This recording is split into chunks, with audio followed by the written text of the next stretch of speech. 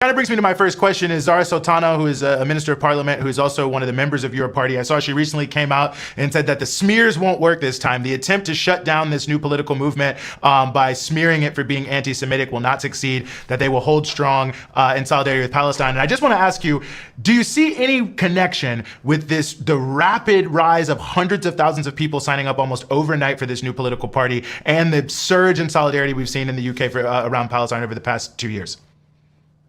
Yeah, okay, so firstly, it's not called Your Party, just to clarify. That was a way to be like, you can come up with the name. It's built from the ground up. But yeah, obviously, it's the website's called Your Party, so people can sign up.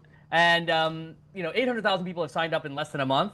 You have to then consider the fact that, our population is 1/5 that of the US. So imagine less than a month, a new party has, that many people that have signed up in the US.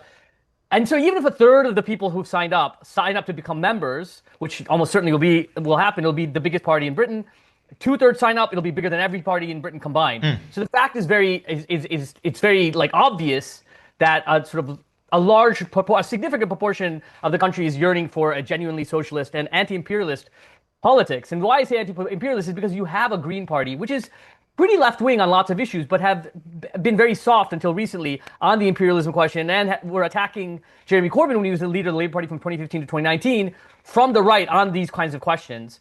But yes, it's been a sort of messy launch, and the reason it's been a messy launch is because there are these real tensions between those who, and those aren't like big P political tensions, those are tensions about structure and who controls the party form. So Zara Sultana is really addressing, not really Jeremy Corbyn specifically, because he was very consistent and principled, and even he sort of stood up against the IHRA, and you see from the numerous autopsies that have come out that it was him that was principled, but his advisors, the same advisors who are trying to control the party now, are the ones that consistently sort of pushed him to the right and sort of to moderate and to capitulate.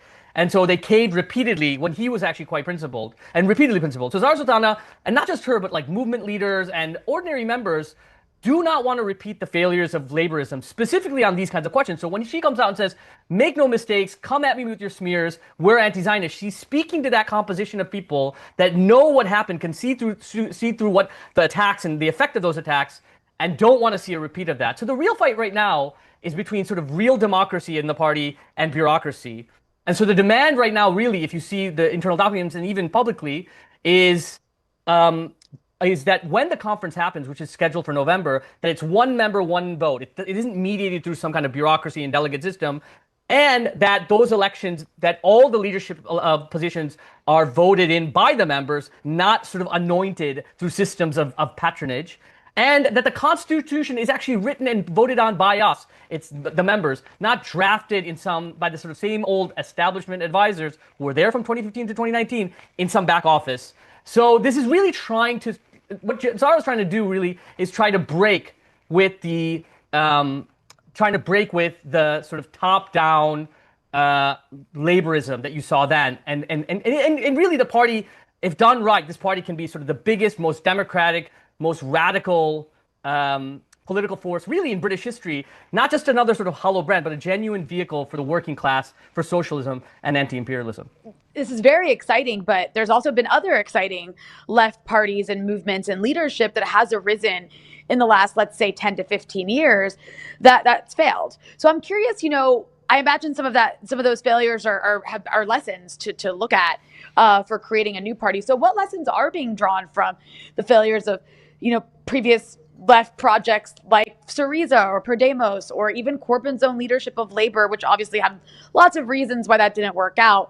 But it's important, obviously, to look back and reflect to know how to move past those obstacles going forward. Yeah, that's an important question. So, if you're comparing it to Syriza was obviously a kind of coalition of left forces. This is the Greek, left-wing party. It was a coalition of, Trotskyists, Maoist parties, and sort of Euro-communists who were the dominant force, synopsis most. And a lot of the capitulation that happened during that time was due to pressure from the Troika. And because of the sort of more moderate politics of synopsis most, the Euro-communists. In this party, with your party or the new party, we don't have to really contend with that. We've already learned the lessons, hopefully, of what happened between 2015 and 2019. And that's sort of like building up calluses. What it does is allow you to see your opponent's strategies for what they are. It exposes it for what they are. But with that, you get the good part of that, which means you can see your opponents for what they've done, and they've revealed themselves a little bit too much.